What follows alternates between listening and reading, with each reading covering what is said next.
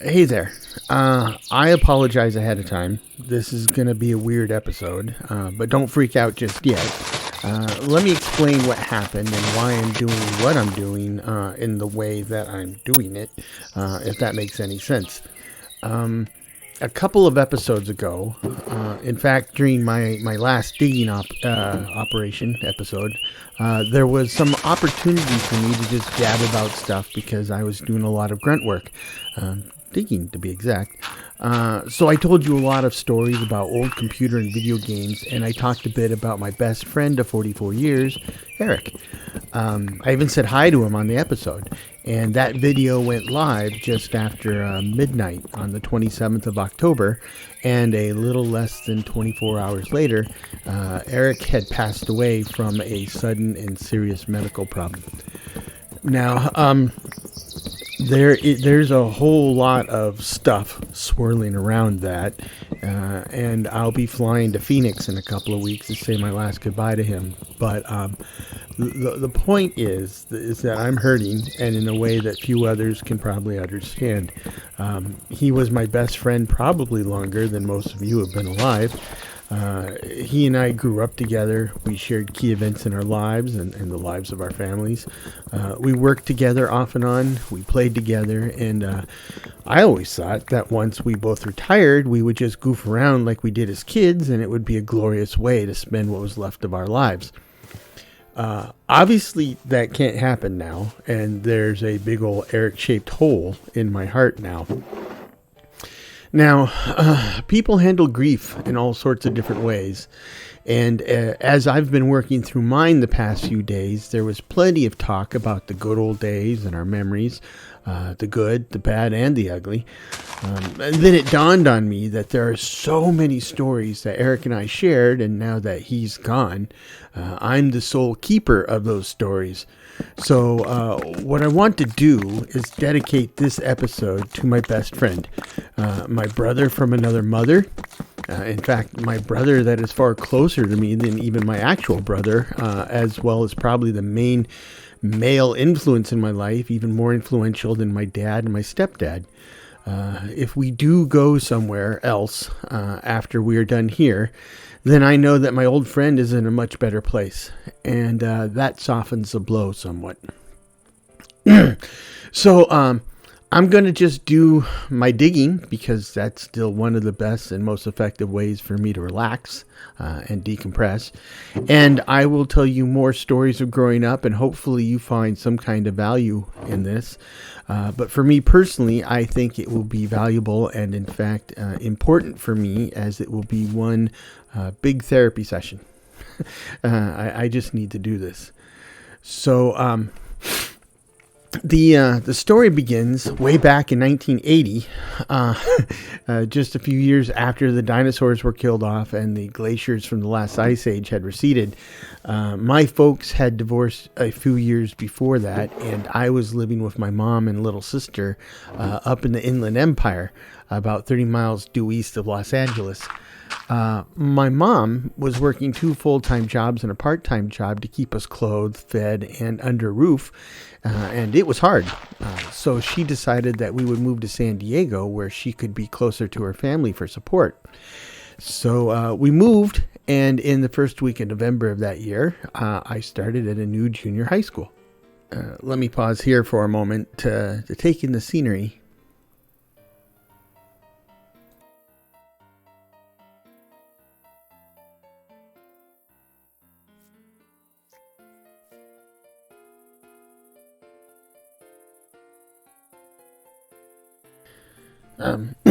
Okay, back to my story.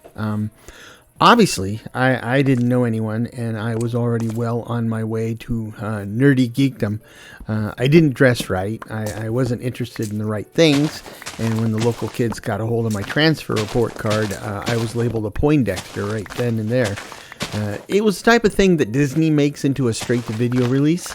Of course, as part of my nerdy coming of age, I was already deeply involved with Dungeons & Dragons, which at the time was called Advanced Dungeons & Dragons, and for those that understand the differences between all the different versions, and if you do, you deserve a special nerd merit badge.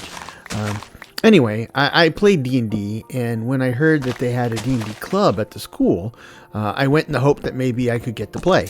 Unfortunately, even nerds and geeks have pecking orders and cliques, and as the new nerd, I was the outsider, and everybody else had stuff already going on with no room for a new player.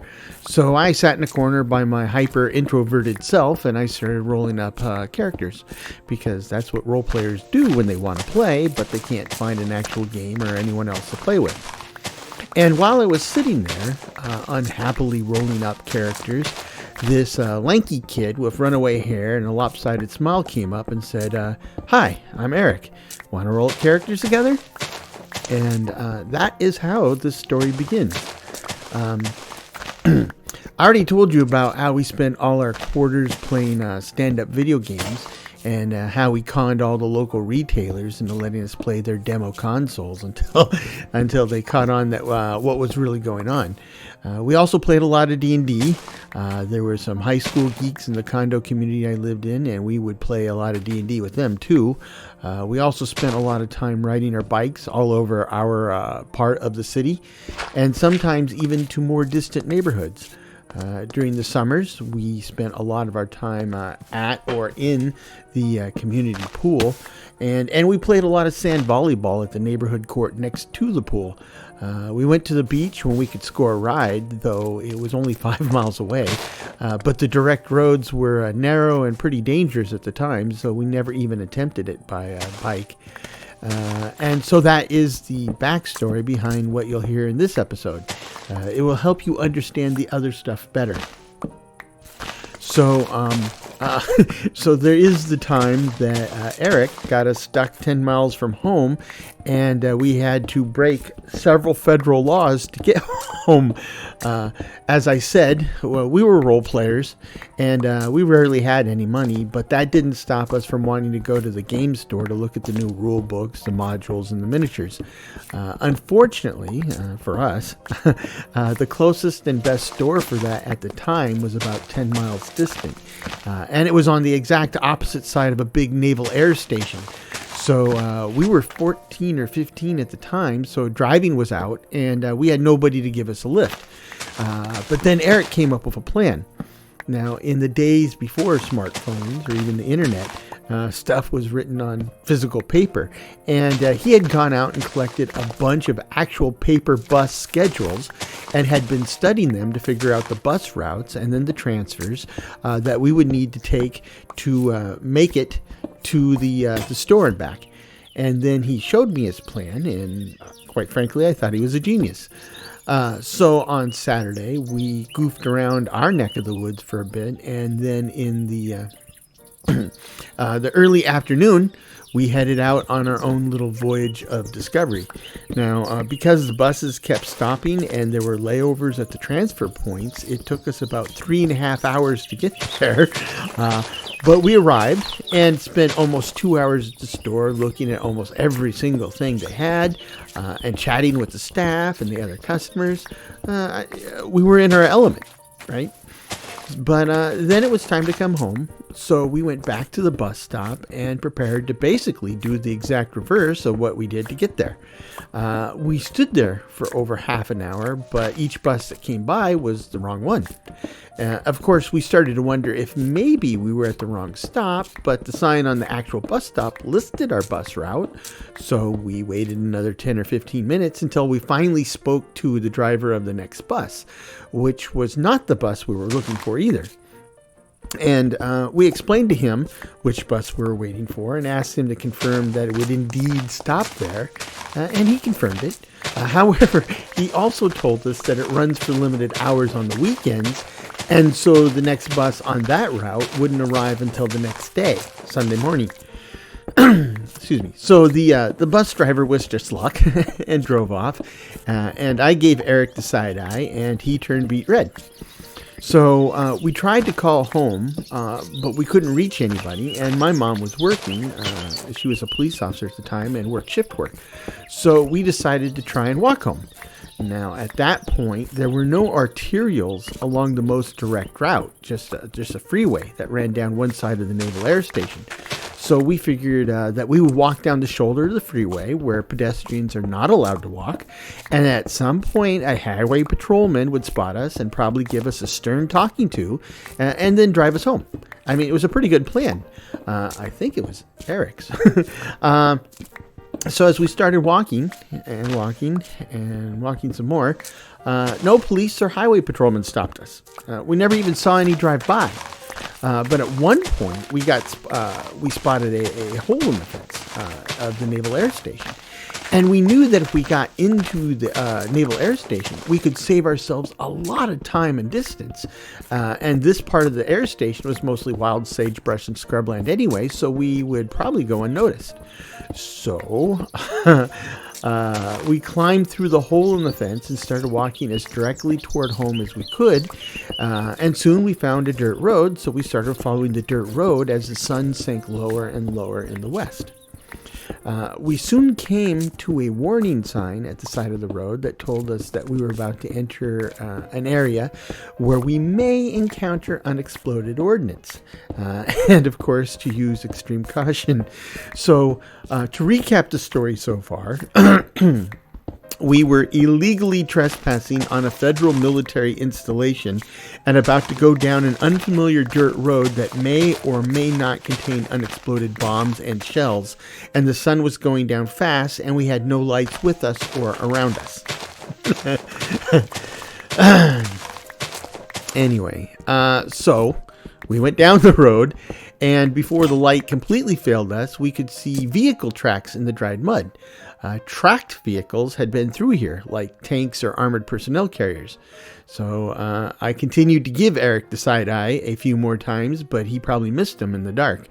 Anyway, we walked for another 40 minutes or so, and honestly, the shortcut was actually saving us time and distance if we didn't blow ourselves up or get caught by the shore police.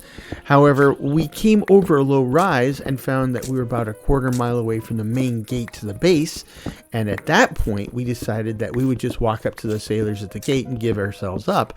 But we found another gap in the fence. So we went back through the fence so that we were no longer on the Naval Air Station and resumed walking down the side of the freeway to the off-ramp to the main gate. And we did indeed go to the main gate, but from the outside of the base. Now, our new plan was to tell them our whole story, except say that we had been walking down the side of the freeway the entire time. But the petty officer behind the desk was not buying it, and he started telling us that he could bust us for trespassing on a federal installation and that he was tempted to call the local police. Now, I think it was a bluff on his part, but as soon as he said it, I happily accepted it, which took him by complete surprise. But I knew that if he called the local police, they would send the officer on duty that's responsible for this part of the city, including the base, and that would be my mom. So my face probably showed a lot of smug confidence, and that's probably what motivated the petty officer to go through with his threat. So he called the police dispatcher, and she said that she would have the officer on duty drop by or call him. And shortly after that, the petty officer got a phone call, and it was indeed my mom. So he told her our names and our story, and then he told her his suspicions. And she then asked him to give us a ride to the north gate. That gate is just a mile or so from my house. And I watched as several negative emotions came and went across his face. And clearly, this had let the air out of his balloon, but he grudgingly agreed, and he had a sailor drop us off outside of the north gate.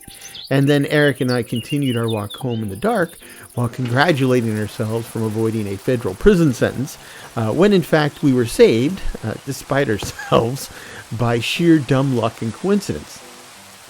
Okay, I need to admire the view again. I had been using the Dramatic Skies resource pack, and I absolutely loved it.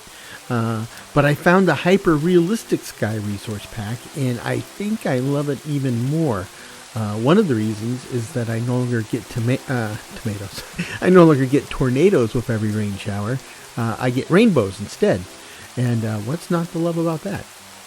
Anyway, as I talk, I will continue to dig and occasionally collect wood and probably make charcoal, in case you were wondering what my plan was. Nothing glorious, just chores. Anyway, what other story should I tell you? Then there was the battle of the air bands. At one point, the school was going to hold a contest where students would lip sync some music, and it was a contest. So Eric and I had another friend named Ernst, and I think it was Ernst that got our team up and running. Now, this was still the early 1980s, and the other teams were all about the bands that were popular at that time. But Ernst had chosen Cheap Trick for our band, and it was a good choice, but, the Cheap Trick had been popular primarily about a decade earlier. Now, Ernst was going to play Rick Nielsen, which was the lead guitarist, and he totally looked and acted the part. We were able to convince Mr. Smith, our AP biology teacher, to play the drummer, Mr. Bunny Carlos, because he was almost a dead ringer for the guy. I played the role of Tom Peterson, the bassist, and to be honest, I had no idea what I was doing. And last, but certainly not least, Eric played the lead role of the singer, Robin Zander. Now, so we practiced, but I was not prepared for what happened during the actual event at night, in front of all the parents and students and staff. We didn't win or anything like that, but it was not the point of the story. As I had said before, I really didn't know what I was doing, so I wore my long-haired wig and my dark glasses, and I basically sucked. Mr. Smith was doing his best on the drums, and Ernst was really kicking it with the guitar. For a moment, I could imagine him really being Rick Nielsen. However, the surprise was Eric. Now, he was also wearing a long-haired wig, and he had sunglasses, but he had completely buried himself in the part. I mean, he really did transform himself into Robin Zander, and he paced back and forth across the stage as he pretended to croon, and he did all the stuff that lead singers do to play the crowd. He pointed at people and beckoned, he gyrated his hips, he wiggled his butt, and the crowd ate it up. I mean, when he did suggestive moves, there was an upwelling of screams, girls' screams. My jaw must have dropped, but folks were acting like he was a real pop star, and he just ate it up. It was truly amazing to behold. I think his mom might still have an old videotape of the event, and now that I think about it, I'll have to remember to ask her. But I think that set the stage for another story. I think for whatever reason, at least I assume there was one, but I certainly never learned it, Eric got it into his head to be a male cheerleader. And yes, there are such things. They were pretty common back in the old days, and I mean the really old days, like old even for me, say the 1920s or the 1940s. But by the 1980s, this was a realm where few males dared to tread, but Eric decided to dare it, and despite my better judgment, he convinced our friend Michael Carruthers and me to join him. Now up front, Carruthers and I made it through one practice, and that was that. Put a fork in us, we're done. But Eric stuck it out. He got the uniform, an appropriate uniform for a boy, and he continued to practice and perform. And I think he lasted close to 2 months before he threw in the towel. But the thing is, it was not the grueling workouts or the long hours of practice. It was not going to all the games, both home and away. It was the abuse and the prejudice he faced every day as a member of the cheer squad that eventually drove him to quit. I mean, he did take a lot of abuse from folks outside of the squad, especially guys that just assumed that Eric was not a quote-unquote real man, though in a time and place where none of us could grow facial hair and many were still going through puberty, I really don't understand how this was supposed to be in any kind of a useful or relevant metric. But anyway, that was bad, but it was the abuse from within the squad that I think finally got him. Think of every mean girl stereotype and trope you've ever read about or seen in a movie or on TV, and they were all true and all directed right at him. And one of the things that folks loved about Eric was that he was almost always continually and consistently happy and upbeat. But this is probably the only time I saw something beat him down emotionally. So I guess to wrap it all up, he left the cheer squad, but was almost immediately returning to his sunny disposition, and all was right in the world again. That sunny disposition was paired with a heart of gold and a deep well of generosity. Now, don't get me wrong. I mean, he was not saintly.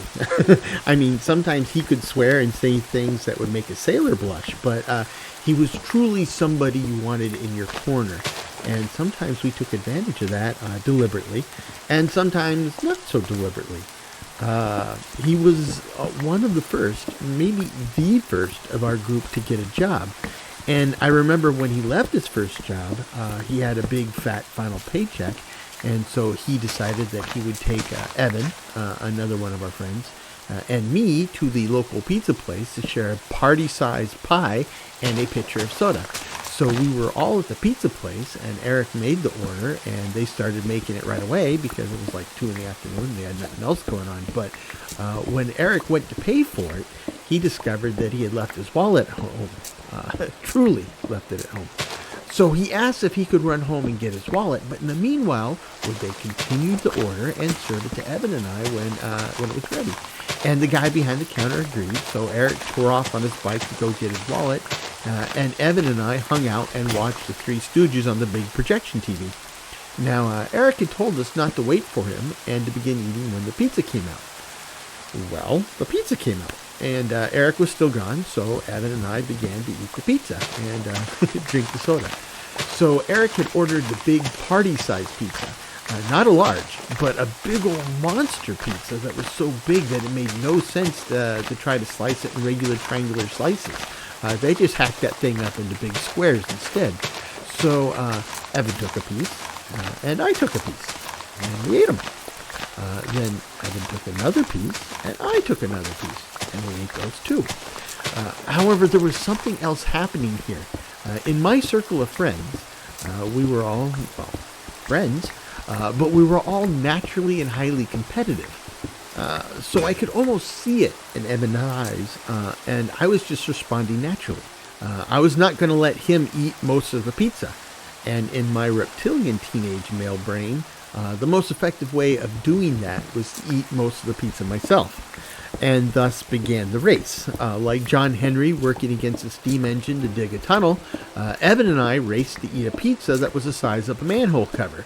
Now, raw aggressive instincts, right? Monkey brains 1.0. That was what drove us. So, almost before we knew it, the pizza and the soda had become historical facts, and not a minute later, Eric came back in to discover that there was nothing left for him, and he still needed to pay for it.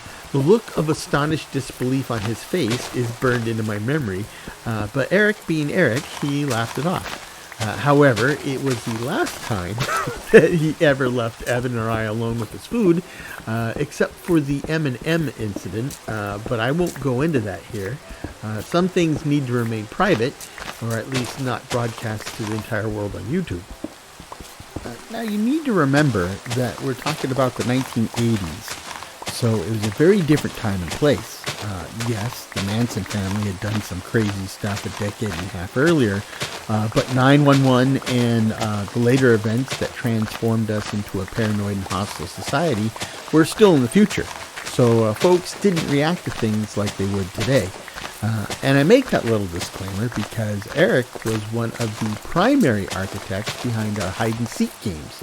And you may think you know hide-and-seek, but not this hide-and-seek. This is like hide-and-seek extreme.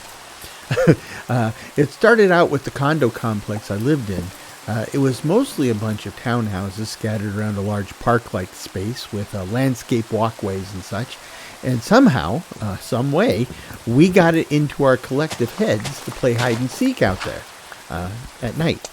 So you can only imagine the complaints that might arise from a dozen or so high school students running around, yelling, laughing, and hiding in the bushes, in and amongst a bunch of people's houses.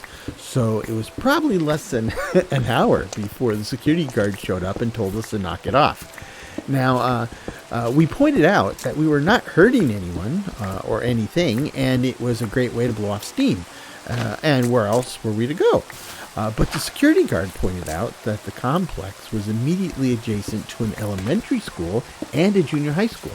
So why not go play tag there? Now, It was an awesome idea, but again, only for that time and place. I mean, if anybody were to try to do that nowadays, they would probably have the SWAT team and Homeland Security all over the place before they got to the second round. But luckily for us, that was still in the far future. So we went over to the elementary school to play tag at night. And except for a few lights at the very front of the school, there were no lights on campus. I mean, we were literally running blind. Now, in that carefree and naive manner of youth, we were pretty much, we pretty much opened the whole campus up as fair play. So we were running amongst the portable classrooms, the playground equipment, and out in the grassy field. In the dark. Now, this is where experience started to come into play. We had none, but we quickly gained experience after almost killing ourselves a few times. So, for one thing, the hanging out near the playground equipment was both a good and a horrible idea at the same time. I mean, it was the 1980s, so the playground had not become the kinder and gentler places that they are today. It was a lot of cold iron bars installed over concrete and asphalt. There was no wood, there was no plastic, and there was no rubber padding. It was just a bunch of stuff arranged in the darkness in such a way to almost ensure somebody was going to go to the emergency room. Luckily, that never happened. But we had some close calls, and so we learned that playing around the playground was a death trap, which made it a horrible choice in which to hide or hang out. But because it was a death trap, it also made it an excellent place to hide or hang out, since the person that was almost certainly not going to risk going in there. Now, the portable classrooms were less interesting, except that the sounds tended to kind of bounce off the hard surfaces in such a way that it could, under certain circumstances, be difficult to figure out exactly where sound was coming from. But the favorite of Eric and I was the open grassy field. Both of us could run far and fast, so the open spaces helped with that. But was also the absolute best place to hide in plain sight. Literally. I mean, we tried to wear colors that kind of sort of matched the general darkness of the grass. The exact colors didn't matter, as there was no color out there without any light. It was all black or near black. And if you picked clothing that didn't contrast too much with the color of the grass, you could hide against the grass and be nearly invisible. And I kid you not, there were several times that I was splayed out on the grass like Wile E. Coyote after a drop from a great height, and the person who was standing literally a foot from my face, looking for me. And I was right at their feet. These were the moments that Eric and I really enjoyed the most. They were a test of our nerves, of our resolve. Plus the terror and the excitement were like a drug. I mean, the only other time I experienced anything like this for fun was playing paintball. Speaking of doing stupid and dangerous stuff in the dark, we went everywhere on our bikes. I mean, everywhere. That's not the stupid or dangerous part yet. However, we did like riding fast, and we often rode in the dark, and we particularly liked the zoom through my condo complex because those twisting and landscape walkways were particularly fun to zoom through. Anyway, one time we were zooming through the complex at Mach 12 with our hair on fire. Eric was riding in front, and I was behind him. The problem with this arrangement was that Eric, the guy in the front, had no light on his bike, and I, the guy with the light on his bike, was in the back. So I had a great view of his back, and he was working hard to see where we were zooming toward at Mach 12. So we came to a bend. It was a pretty sharp curve that also went downhill a bit at the same time, with a small tree at the outer edge of the curve. The tree was no longer a sapling, but it was not much thicker than maybe an inch or an inch and a half. So as we were rocketing through the complex, Eric decided to take this curve, and so all I remember was that I was looking at his back, and a split second later, he was gone, and I was looking at the small thin tree, and apparently I let out a whelp. Now Eric heard the whelp and looked back in time to see my bicycle light transition from moving horizontally toward the tree to moving vertically as I rode my bike up this thin tree, where it briefly hung for a second before the light proceeded back down the tree and then horizontally away from the tree. He came back to find me still straddling my bike. My face was white as chalk, and I was breathing heavily and staring at the tree I had ridden up and back down. We loved to talk about that one for years and years and years. Another stupid thing that we did that somehow we amazingly avoided killing ourselves or anybody else was shooting a wooden yardstick with my bow. Now, in this case, I had a simple fiberglass recurve bow to shoot arrows. My biological dad had bought it for me, I think, in an effort to toughen me up into a man. He did a lot of stuff like that, and in this case, I really did like the bow, but over time, my arrows were all destroyed or lost. But somehow, once again, lost to the passage of time, Eric and I thought that maybe we could fire a yardstick from the bow like an arrow. So we took a yardstick and we took my bow and we went out into the park-like space near my condo. Hold on a second. I gotta get a view of the rainbow with the blue sky.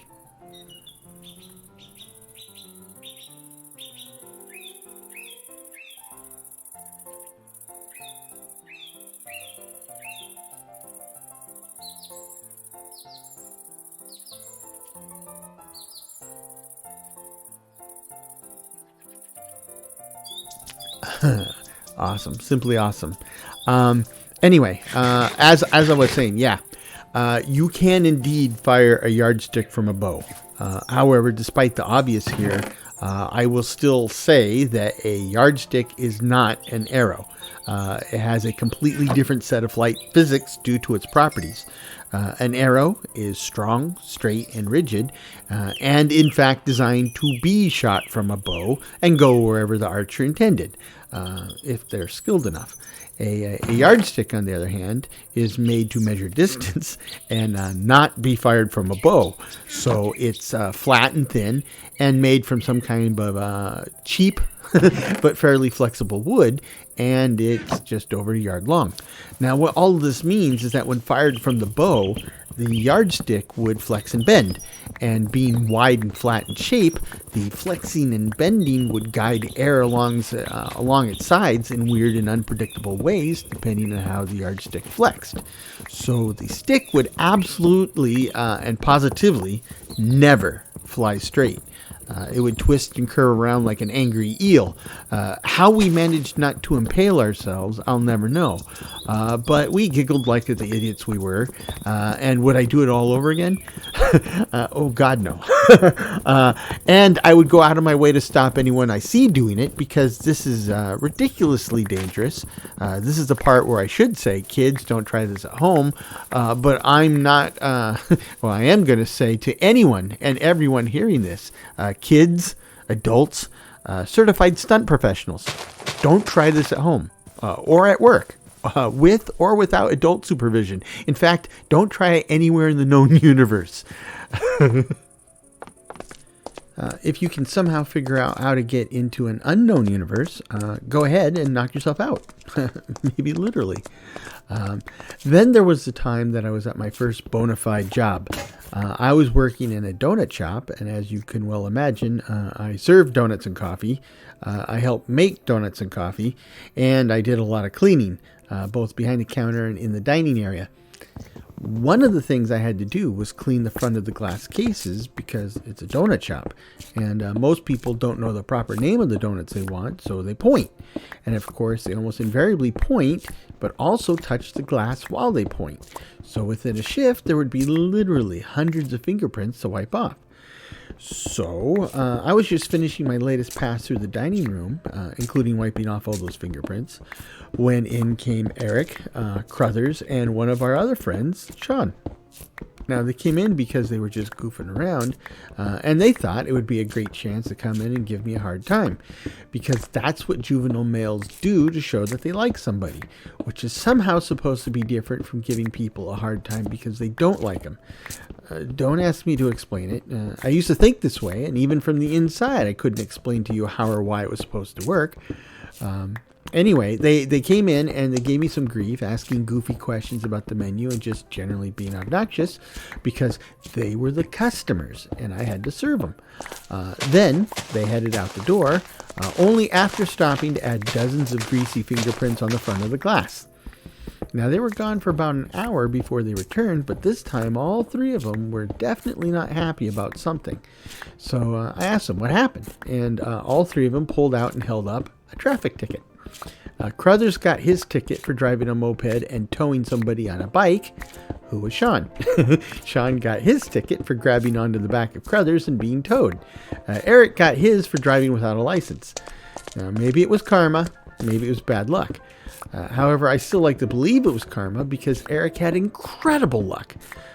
Well, at least he did until the end. But when we were kids, we would ride our bikes back and forth to each other's houses, and we had to cross a major arterial road. And Eric somehow had a knack or special abilities such that every time we got to the road to cross it, there's no traffic. And he and I could just cross the street without even stopping. Every single time.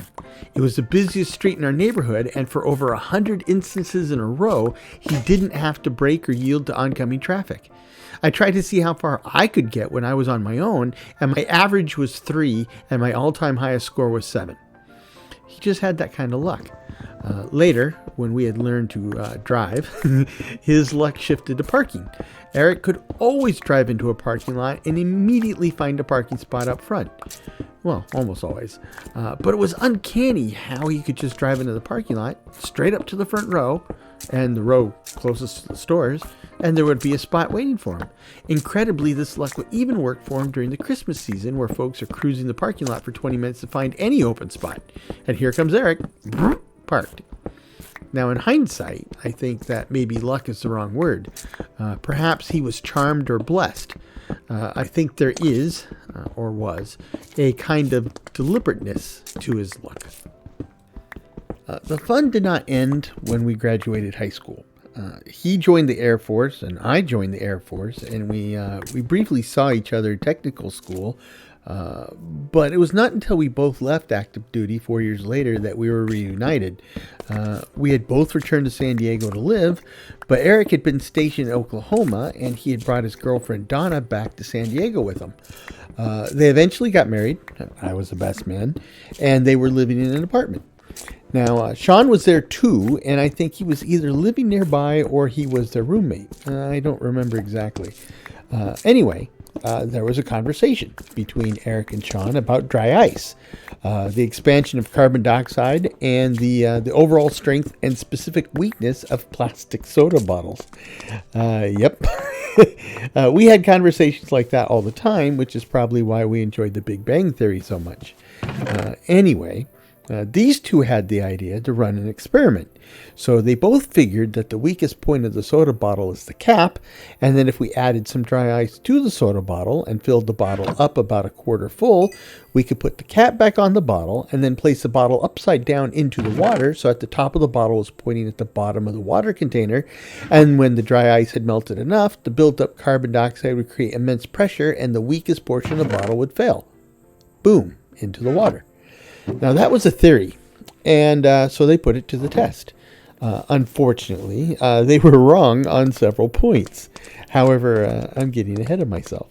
So they ran out and got some dry ice, and they pulled a couple of 2-liter soda bottles out of the recycling bin. They added a good bit of dry ice to the bottles. They filled the bottles about a quarter full, put the cap on, and then inserted the prepared bottles upside down into the water, which in this case happened to be the swimming pool of the apartment complex. And did I mention it was around 10 o'clock at night? So for about 5 to 10 seconds, it looked like everything was going to plan. But then the bottles started tipping and finally fell over on their sides, just kind of floating in the water. So now our fear was the caps would blow off and hurt somebody. However, at this point, we had no idea when they would blow, and they were floating in the middle of a pool. So nobody was prepared to go into the pool after them, and even if we had been, none of us wanted to be anywhere near those things. So the next 4 hours were probably just 2 or 3 minutes in real life, but they sure felt like 4 hours. And finally, one of the bottles blew. Boom! Now it turns out that the cap and the mouth of the bottle are in fact the strongest parts of the bottle, and so the rupture will occur pretty much anywhere other than the bottle top. That was good, as nobody had to dodge ballistic bottle caps. However, then the first bottle finally ruptured and made a large and very loud bang, like a gunshot. So on a hot San Diego summer night, while everyone had their windows open to let in the cooler evening air, our first bottle went boom, and after a second or two of silence, we could hear all the neighbors starting to react. What was that? Was that a gunshot? Should we call the police? Meanwhile, we still had another bottle floating in the middle of the pool, ready to blow at any second. Now, I was reminded of that scene in Ferris Bueller's Day Off where Edward Rooney, the school principal, offended a caller that he thought was Ferris Bueller pretending to be somebody else, until the real Ferris Bueller called in on another line, and then Mr. Rooney realized how much trouble he was in, and as he looked at the flashing light on the call, on hold, on his phone, there was like a church bell ring each time it lit up. Now, I'm sure I can find a video of it online, and I'll post a link in the episode notes. Anyway, that look on his face and the bell going off when the light flashed is exactly what was going through my mind after that first bottle went off. And then the second bottle went off, and that was it. Folks were coming out of their apartments, somebody called the cops, and we just stood there to explain ourselves and take the heat. Now, eventually, the police showed up. We explained to them what we had done. They called us idiots and told us not to do it again. The neighbors called us idiots and told us not to do it again. And even amongst ourselves, we conceded that we were in fact idiots. But only because we did not properly think this thing through or take the proper precautions. It did not stop us from doing it again. This then led to a series of experiments over the course of a few weeks, which ultimately led up to the big one. And again, I'm stressing to any of you impressionable types out there, do not try this. Learn from our mistakes and save yourselves. Literally, save yourselves. For the big one, we had put one of those plastic 5-gallon water bottles that fits into a water cooler, and we put a substantial amount of dry ice into the bottle, maybe a quarter of the bottle, and then we added a bunch of water, about half the bottle in total. We then put the original cap back on, but of course it won't stay on because they're not meant to be reused. So we quickly wrapped it up with multiple layers of duct tape and then placed the whole thing upside down in a cardboard box in the middle of a remote and deserted construction site. And then we ran for the safety of Eric's truck about 100 feet or so away. Now, the theory this time was that the whole thing would explode, probably out the mouth of the bottle, but possibly a rupture on the side. The experiment both failed and succeeded in spectacular fashion.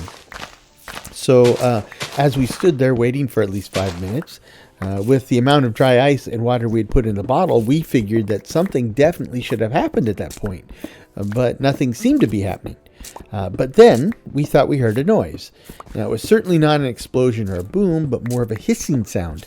And as we looked at the bottom of the bottle sticking out of the box, we thought that we could detect it jiggling and bouncing around a little bit. And sure enough, we started to see white foaming water bubble up and over the side of the box. And then the bottle began to move upward. It was very slow at first, like those old films of the Apollo missions launching from Cape Canaveral. Slowly the bottle was inching its way up and out of the box, and it was picking up speed. It cleared the box and began a very rapid and honestly quite spectacular flight up into the air. Our guess is that the bottle got 40 or 50 feet into the air, and then it reached the apex of its flight and began to arc back down to earth. Almost directly at us and Eric's truck. So we scrambled and abandoned the truck. The bottle landed with a loud crack about 20 or 30 feet from the truck, but that pretty much ended our dry ice Manhattan project, which is just as well because it was just a matter of time before somebody, probably one of us, got hurt. Now, I've told you a lot of the goofy things we did, but I don't want you to get the impression that Eric or I were hooligans. Far from it. Like I said before, Eric was a kind and generous individual. He was fiercely loyal, he was smart, he was funny, and I hope by now you would agree that he was definitely an interesting character. When he started working at Microsoft, he was a developer. So in time, he became a development lead, and then a development manager, and then a director. He had almost 20 years in with Microsoft when recruiters from Riot Games reached out to him and kept throwing bigger and bigger offers at him until he finally accepted and left the Seattle area to return to Southern California, where he continued his exceptional career. A big piece of what made him successful, though, was that he was a people person and he understood and cared for the people that worked for him. He was not a boss. He was a leader, a mentor, and a protector. He helped develop people. He guided people. He motivated and inspired people. His honesty and integrity instilled loyalty and trust within his teams.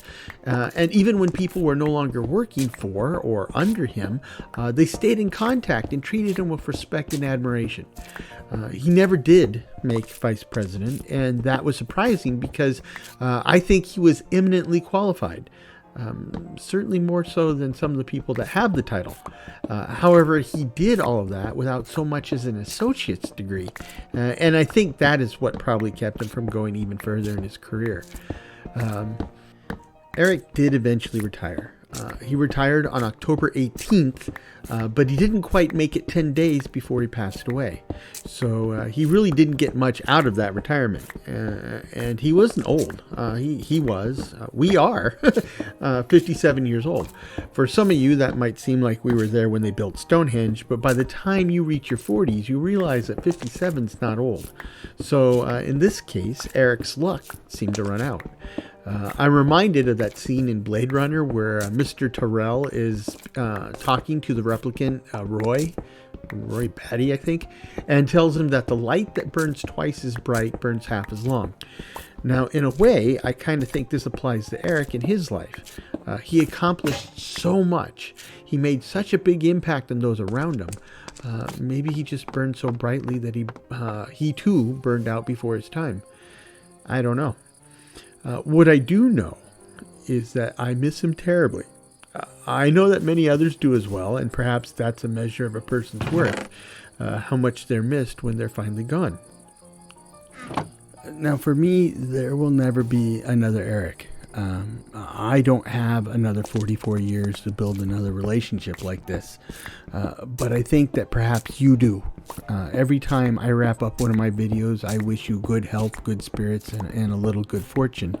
But now, I wish you get the chance to find and grow with your own version of Eric, or even an Erica. I hope you get the chance to experience even just a fraction of what I had with my old friend.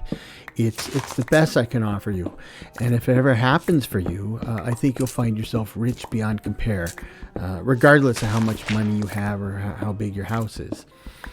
The world can seem like a big and dangerous place, and it is, but it's also a place full of wonderful and beautiful things. And this week it lost one of those, and who knows how many more. We can't afford to keep losing the good ones, and if you can't find one of the good ones, then be one of the good ones. Make an impact, make a difference, bring some joy, support, inspiration, and some love to those around you. Now, okay, I need to shift gears before I completely break down into a blubbering mess, but thank you for listening to me and letting me share an event. It's been good for me, probably the best healing tool I've tried over the past week or so. And while Eric may be gone, I'm not. And while my heart is heavy, and it's hard for me to be light and positive right now, and it may be the case for a while, I'm still making these videos because the video part is really inconsequential. Even if I didn't have the channel, I would still be doing what I'm doing without the videos because it's what makes me happy. And so, if anything, I need to keep doing this more than ever. So I buried a piece of my soul, and it's entirely possible that while I was doing that, you might not have noticed that I made substantial progress on digging out the basement. Unfortunately, I still have some work to do before the excavation is complete and actual building can begin, but this is starting to look like a real, honest-to-goodness construction zone. So the next episode will be more digging, and if I don't finish in that episode, I should be pretty close. And so my thoughts will be on building out the basement, which will give me my first true shelter in this world. But it will still be a while before it starts to resemble a proper home or base. Like I said before, I'm not in a rush. It's about the journey, and recent real-life events have really helped emphasize that for me. Also, you might have noticed that way back at the beginning of the episode, I started making my first storage drawers for a more permanent solution. Now, I say more permanent instead of just permanent because the actually permanent storage system will be built in the new Londinium, and that is still an episode or two away at the very least. So these will be more permanent, though for all intents and purposes, I suppose semi-permanent is probably more precise. Aside from what you see in the actual videos themselves, I'm also putting in a lot of work behind the scenes. Now, if you go out to my website, my Facebook page, or the community page for the channel, you will find updates about the changes I'm making to textures, models, recipes, and more. However, moving to a 5-day release schedule has really limited the amount of time that I can put into these side tasks, but it doesn't completely stop me. In fact, I now have a complete set of default villager textures for New Londinium, and I was able to go in and finish the first draft of the Alchemist, which is to say that the profession has its own distinctive skin that integrates with the default villagers, and I've also fleshed out and implemented all my planned trades for the profession. And of course, the Alchemist doesn't work on the Emerald standard. Instead, they use the coinage I designed, which reminds me that sooner or later I'll need to be able to stamp out some coins for my own use. But that won't be possible until I get the windmill up and running for power, power that will be used to drive a mechanical press set up in the basement. So there's still so much to do, and it will get done, just a step at a time, baby steps to be sure. And of course, as I draw down to the end of this episode, the rain starts right on schedule. I really do think there's something to that. Maybe sometime I will have the time and energy to look into it, but certainly not today. So before I completely sign off, I want to reach out to my fellow creators in the audience. I know you're out there. When you comment, and sometimes when you subscribe, I look you up, and I check out your videos and what you do and how you do it. And of course, it raises questions.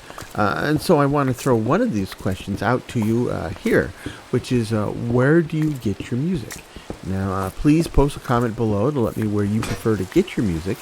I myself use a lot of music in my own videos, and now that I'm spinning up 2 new and very different Let's Play series, I need even more music than what I have already collected.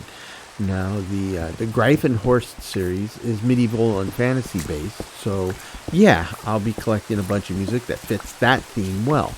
But I'm still not quite sure what I'll do for my post-apocalyptic series. At the moment, I'm leaning toward a more rock-based or pop-based sound. But obviously, I haven't made up my mind yet. But the problem with whatever I choose, as so many of you already know, is that good music is easy to find if you have the money. However, good music can be very hard to find if you have little to no money. To start the conversation going, I will tell you that I'm pretty fond of the work of Sasha Ende, and you can gain free and full access to his library at his website, which is filmmusic.io. I'll put a link in the episode notes. He does have a pretty wide variety of genres represented, but for these other series, I need to find news sources that are both deeper and broader.